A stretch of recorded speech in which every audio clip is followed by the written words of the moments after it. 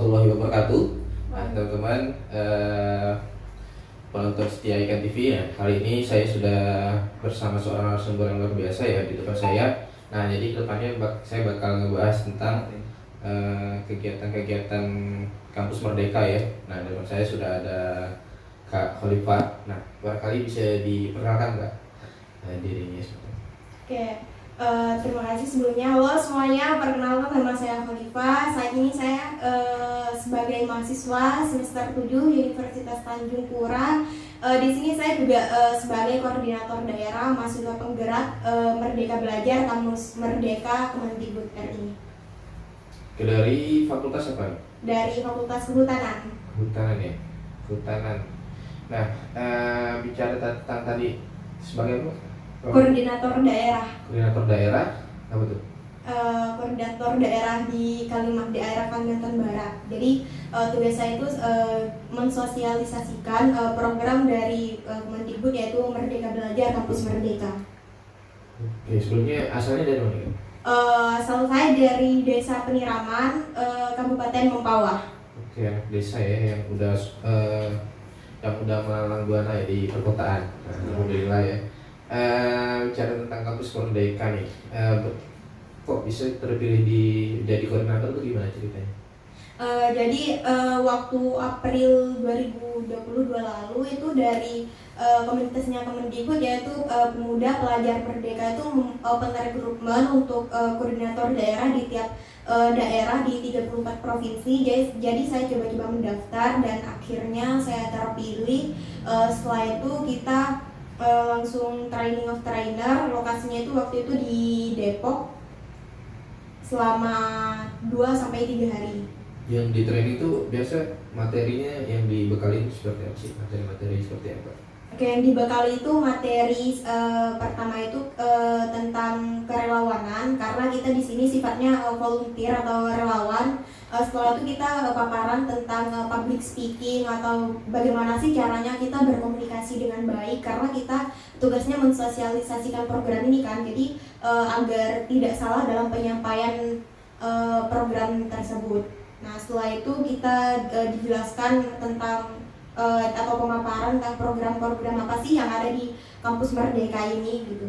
Oke, kalau boleh tahu dari Kalbar tuh yang diutus ke Depok tadi berapa orang?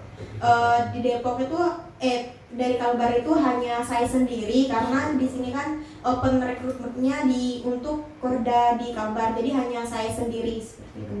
Sendiri ya. Kemarin tahu info pendaftaran itu dari mana sih? Dari Instagram PPM Pelajar Pemuda Merdeka. Dari Instagram ya. Iya. Program-programnya kan udah terpilih ini ya, dan statusnya sekarang di Untan ya. Program-programnya kalau boleh tahu apa aja? Untuk sekarang ini ada 5 program yang sedang berjalan dari program kampus Merdeka. Yang pertama itu ada MSIB, magang dan studi independen bersertifikat. Ada IISMA ini pertukaran pelajar ke luar negeri, dan ada kampus mengajar. Jadi kita bisa, meskipun status kita sebagai mahasiswa, kita bisa menjadi seorang guru dan mengajar di SD dan SMP. Terus selanjutnya ada PMM, pertukaran mahasiswa merdeka dalam negeri, dan yang terakhir yang saat ini baru saja berjalan itu ada Wirausaha Merdeka. Wirausaha Merdeka itu programnya apa tuh? Wirausaha Merdeka.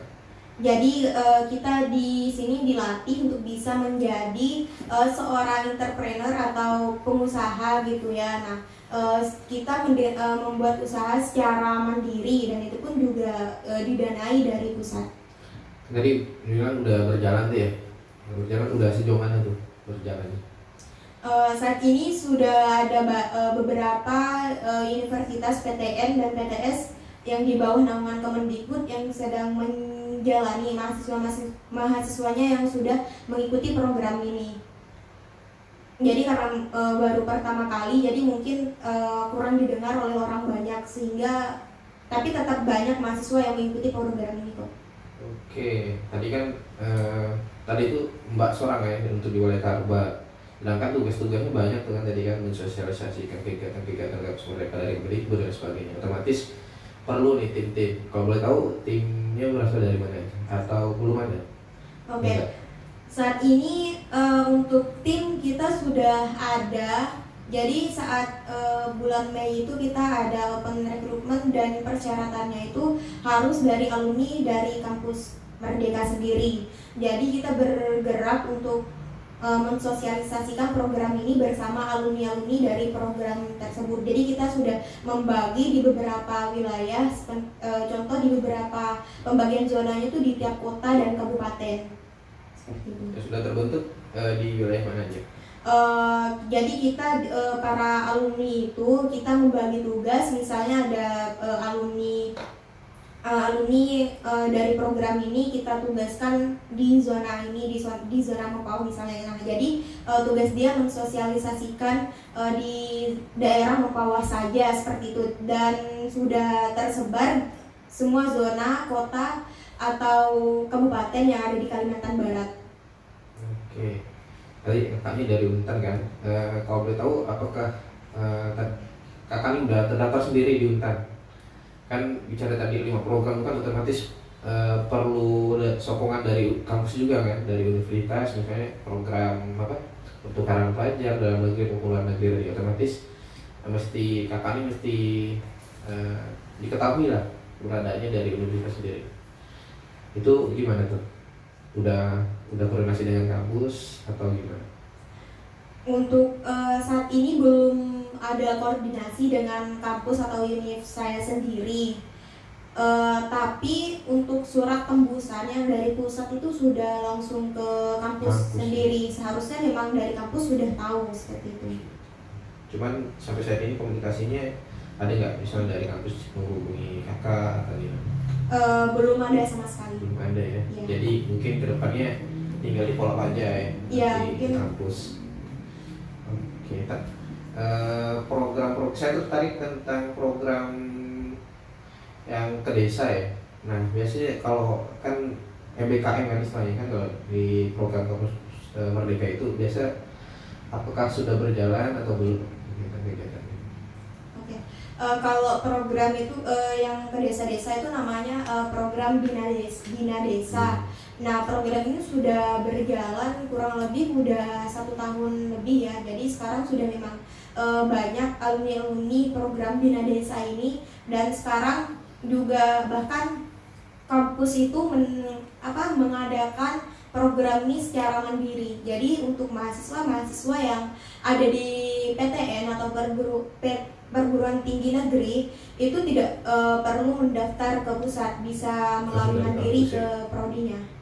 Oke, itu kalau program-program seperti itu tuh kakak tahu nggak? Atau dari kampus berjalan sendiri atau ada koordinasinya ke kakak sendiri? Ada nggak? Misalnya kan tadi kan programnya tentang Bina Desa nih ya.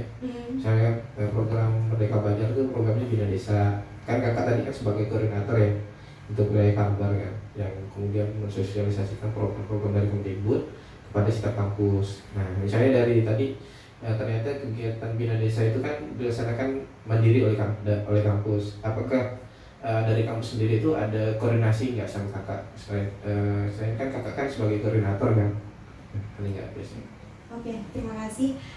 Sebenarnya dari kampus juga nggak perlu ada koordinasi ke saya pribadi sih secara personal.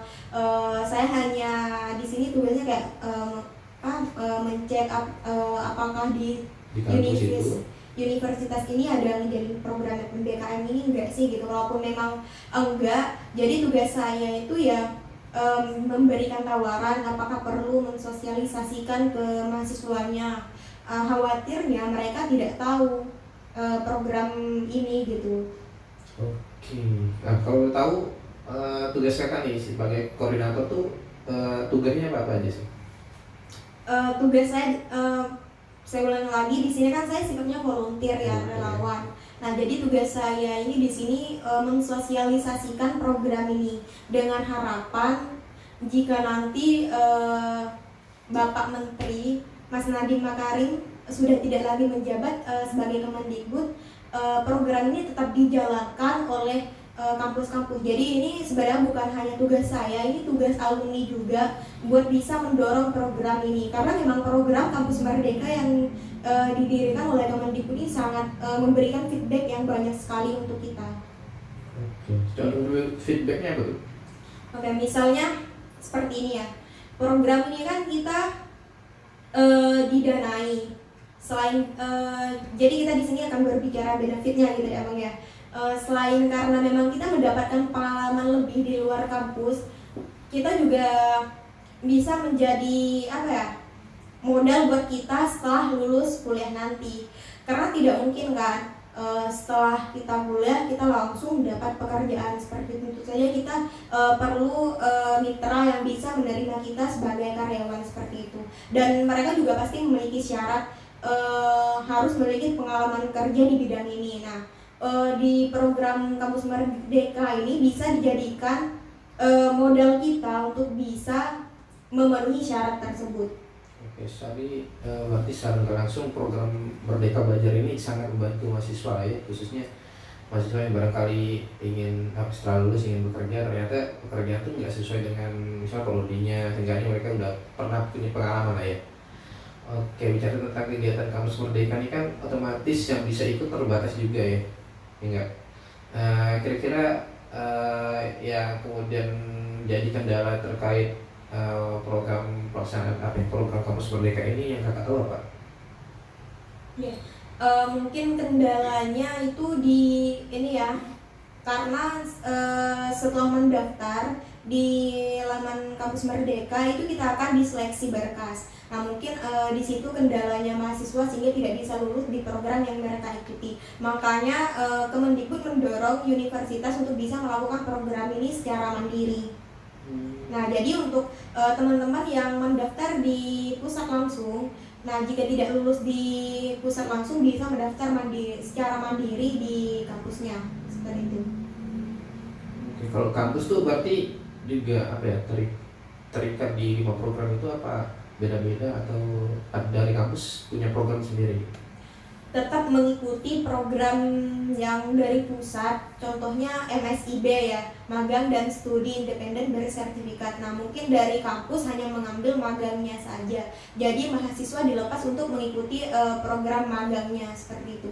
Dan untuk tata caranya atau progresnya itu kita kembali lagi ke prodi masing-masing, tapi sepengalaman saya yang sudah mengikuti program secara mandiri itu tetap mengikuti progres yang sama seperti di pusat. Contohnya kita di magang itu selama 3 bulan seperti itu. Magang 3 bulan terus dapat sertifikat ya? Iya. Dari perusahaannya langsung? Benar. Oke. Kalau kakak tuh nggak di Untan itu yang udah terserap program-program Merdeka Belajar tuh berapa mahasiswa ya? Tahu nggak? Untuk data mahasiswa yang sudah mengikuti program yang ada di Kampus Merdeka nggak tahu ya, tapi yang saya lihat gitu ya, karena memang Untan saat ini sudah di tiap prodinya sudah melakukan program ini secara mandiri, jadi mungkin alumninya sudah banyak dan yang menjalani program ini juga banyak. Jadi ada yang ikut secara mandiri dan yang ikut mendaftar di pusat seperti itu. Oke. Menurut kakak apa ya, feedback dari program-program Kampus Merdeka ini bagi mahasiswa sendiri itu seperti apa sih? Kan dulu beda banget ya, beda sekali kan. Misalnya di zaman saya kuliah tuh nggak ada kemudian program Merdeka Belajar ya. Nah jadi saya pun juga rada bingung gitu kan, apakah biasa tuh kita berangkat dari misalnya magang pun terbatas ya, paling di selama perkuliahan cuman 1 kali magang kan. Kalau di Kampus Merdeka ini kan kita bisa berkali-kali ya magang turun ke desa dan sebagainya. Kira-kira untuk kebermanfaatan sendiri itu menurut kakak tuh tentang program Merdeka Belajar ini seperti apa? Oke. Banyak sih feedback dari program Kampus Merdeka ini. Jadi kayak kita dari Kampus Merdeka ini diberikan kesempatan 3 semester untuk kuliah di luar prodi kita. Misalnya aku di prodi kehutanan 2 semester mau di prodi fisip. Nah seperti itu. Jadi memang feedbacknya itu kayak kita tidak hanya belajar soal teori saja, prakteknya juga dapat gitu. Tentu saja feedback dari Kampus Merdeka ini lebih banyak karena kita lebih banyak ada di lapangan seperti itu. Kenapa lagi? Misalnya terkait penguasaan teori-teori ini yang biasa kita dapat di dalam kelas itu kira-kira gimana tuh? Kan kita kan lebih banyak di luar itu ya, di luar kelas kan, banyak di lapangan. Otomatis kan dalam bekerja biasanya kita punya dasar-dasar teori ini, misalnya mau ngerjain ini dasar teori seperti apa supaya kita tuh nggak melenceng ketika bekerja. Menurut kakak tuh gimana? Jadi memang di kampus Merdeka ini kita tidak dilepas begitu saja. Jadi memang ada 1 bulan kita dikasih pembekalan. Setelah itu kita juga dikasih tutor dan dikasih pembimbing gitu. Pembimbingnya dari Iya. dari dosen ya? Iya, Oh, dari dosen. langsung. Oke, kira-kira program Merdeka Belajar ini masih pantas dipertahankan ya? Mengingat kan kalau di Indonesia sendiri itu kan setiap ganti presiden, ganti menteri ya otomatis biasa kurikulumnya berubah gitu ya. Iya. Apakah kurikulum Merdeka Belajar ini masih pantas dipertahankan atau dilanjutkan, atau saya Allah alam ya kedepannya ternyata Mas Nadiem tidak jadi menteri lagi, diganti gitu ya? Gimana? Menurut saya program Kampus Merdeka ini harus tetap bisa dilanjutkan ya, karena memang feedbacknya di kita itu banyak. Jadi tidak hanya soal materi saja yang kita ketahui di bangku kuliah, jadi banyak juga pelajaran yang kita dapat di lapangan, sehingga bisa menjadi bahan kita di nanti saat kita berada di dunia kerja seperti itu. Sangat disayangkan jika program ini tidak lagi dilanjutkan. Jadi ini tugas kita sebagai alumni Kampus Merdeka untuk bisa terus mendorong program ini tetap dilanjutkan oleh kementerian selanjutnya. Kementerian selanjutnya. Apa ya? Harapan kakak nih mungkin sebelum masuk ke situ, alumni kampus Merdeka sendiri itu apakah memang sudah satu visi ya untuk kemudian bisa meneruskan program ini ke depannya apa gimana? Apakah kebanyakan dari alumni kampus Merdeka ini setelah selesai program hilang kemana-mana, itu tuh gimana? Saya rasa alumni dari program Kampus Merdeka ini satu visi dengan saya seperti itu. Karena balik lagi ke saya gitu kan, saya sangat merugi gitu. Kenapa program ini enggak dari dulu pas waktu saya maba di semester 3 seperti itu. Kalau udah sekarang di semester akhir tuh rasanya kayak merugi banget. Pengen banget ngerasain semua programnya gitu. Karena memang program dari Kampus Merdeka itu sangat bermanfaat bagi saya. Tidak hanya melatih soft skill tapi hard skill saya. Tidak hanya itu tapi mungkin bisa jadi power skill saya gitu. Kalau boleh tahu kegiatan ini dimulai dari tahun berapa sih? Tahun 2020. 2020 ya? Iya. Kakaknya tadi semester 7, berarti masuk kampus di tahun berapa? 2019. Jadi di 2020 ya? akhir itu saya di semester 4 baru dapat sudah ada program itu. Tapi di 2020 akhir itu kan masih COVID. Nah, jadi semua program itu masih dijalani melalui online. Oke, selain 5 program tadi ada nggak program-program lainnya yang barangkali dari teman-teman alumni kampus Merdeka ini jalankan? Ada nggak?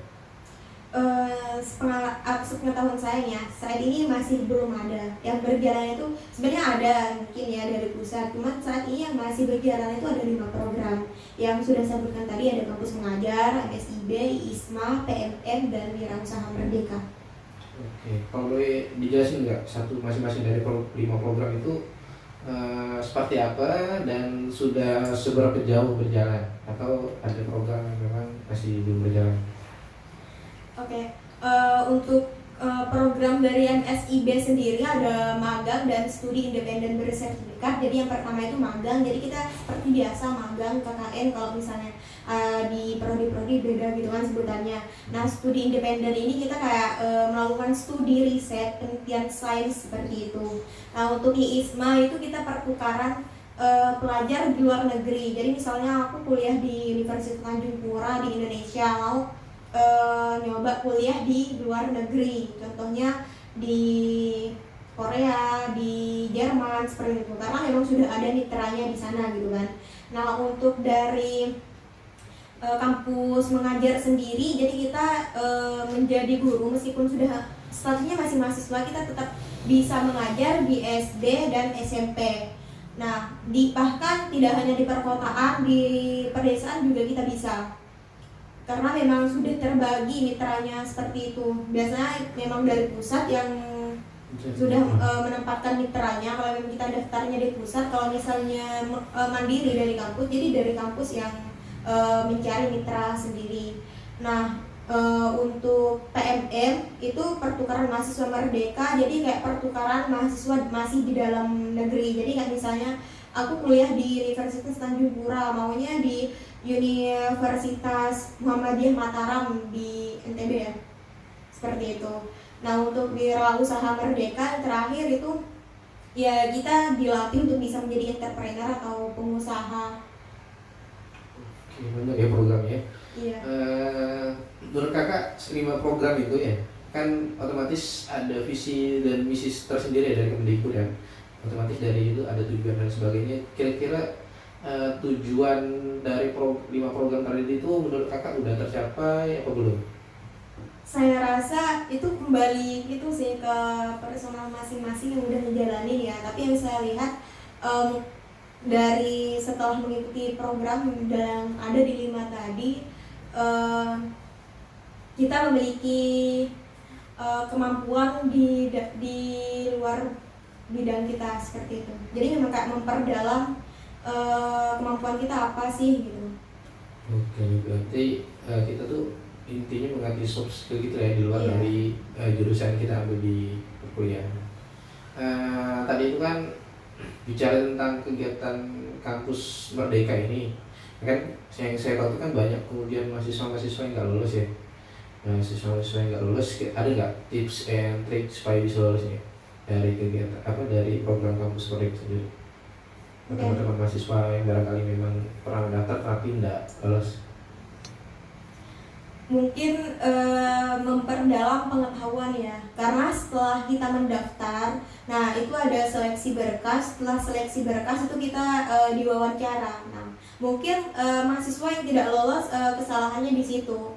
Ada beberapa pertanyaan yang tidak bisa mereka jawab sehingga mereka tidak lolos program yang mereka pilih seperti itu. Jadi mungkin bisa memperdalam pengetahuan sehingga bisa mempermudah di saat proses wawancara seperti itu. Oke, kalau boleh tahu tes-tesnya itu apa aja? Di tes kayak misalnya kebangsaan, terus kayak kebangsaan, terus ya misal kita di program apa mungkin ditanya apa yang akan kamu berikan. Kalau kayak ISMA itu pertanyaan lebih kayak gini, apa yang akan kamu berikan untuk negeri kita Indonesia setelah kamu lolos di seleksi di program ISMA ini gitu. Oke, kira-kira ada nggak dari misalnya kan program ini kan udah berjalan dari 2020 ya? Iya. Dari 2020 ada nggak evaluasi yang barangkali bisa kakak berikan ya? Kan kakak kan udah dari 2020 kan menjalani program ini. Kira-kira ada evaluasi supaya program ini bisa maksimal? Oke. Mungkin untuk mahasiswa dan dosen gitu yang belum tahu tentang program ini butuh banyak sosialisasi tentang program ini, karena banyak aduan kepada saya gitu, karena memang kita mengikuti program ini tidak secara percuma, kita didanai gitu kan, dapat benefit uang saku tiap bulannya. Jadi pertanyaan mereka, saya udah ikut program ini kok dananya belum cair, terus kayak berarti orientasinya banyak ngambil di uang ya? Iya, karena memang dari kementerian itu kan kerjasamanya sama LPDP. Nah berbiaya soal dana itu kan tidak mudah untuk pencairannya. Nah untuk mengikuti program ini selain pengalaman kita juga dapat benefit rekognisi atau konferensi mata kuliah 20 SKS. Nah mungkin sudah boleh SKS ya? Iya 20 SKS langsung. Jadi mungkin kurangnya apa ya, pengetahuan mahasiswa itu atau apa ya, masalah di mahasiswa mahasiswanya itu di situ, karena memang kadang mahasiswa itu dipersulit oleh dosen, katanya enggak apa ya, program ini enggak cocok karena memang mahasiswa banyak di luar sehingga pendalaman materinya kurang seperti itu. Jadi sehingga berat untuk dosen untuk merekognisi atau mengkonferensi 20 SKS tersebut. Nah, jadi PR-nya di situ mungkin harus banyak sosialisasi soal program ini. Berarti dosen juga kan otomatis dari program itu kan, satu program yang ternyata dia bisa merekognisi 20 SKS. 20 SKS. Ternyata dosennya nggak setuju nih. Iya. Kalau sampai 20 SKS itu dosen itu maksudnya kan otomatis ada ketimpangan gitu ya dalam aturan-aturan yang sudah berjalan ya.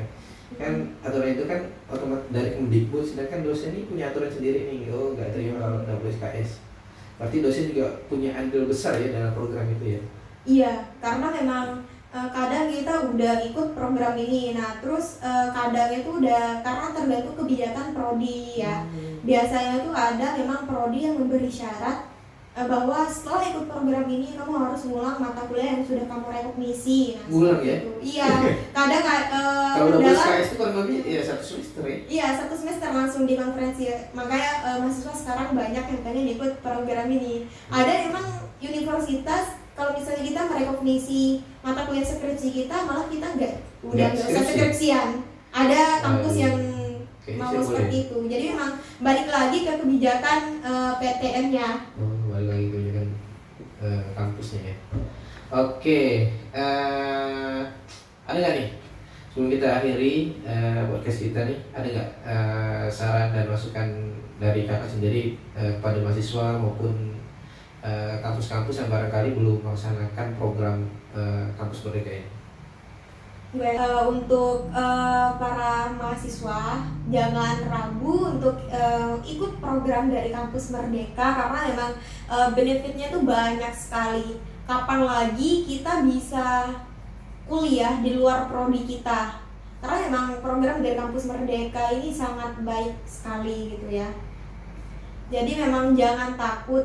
Saya aja merasa rugi gitu loh, kenapa nggak dari dulu program ini ada gitu. Saya juga masih rugi, kenapa saya itu kuliah terlalu awal gitu. Oke, teman-teman penonton podcast IKN, ya, barangkali waktunya udah cukup ya kita ngebahas tentang program kampus merdeka ini. Nah, barangkali dari teman-teman yang memang ingin informasi lebih lanjut ya, tadi sudah disebutkan media sosialnya, silakan teman-teman ikuti informasi-informasi update dari program-program kampus merdeka. Nah, barangkali teman-teman yang memang ingin tahu tentang informasi lebih lanjut tentang program-program kampus merdeka bisa DM di Instagram kami juga. Barangkali kita bisa mengkonekkan ya. Barangkali teman-teman mahasiswa memang butuh informasi dari kakak. Nah, mungkin itu saja Kak podcast kita pada malam hari ini.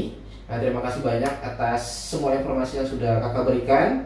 Nah, saya akhiri. Assalamualaikum warahmatullahi wabarakatuh. Waalaikumsalam warahmatullahi wabarakatuh.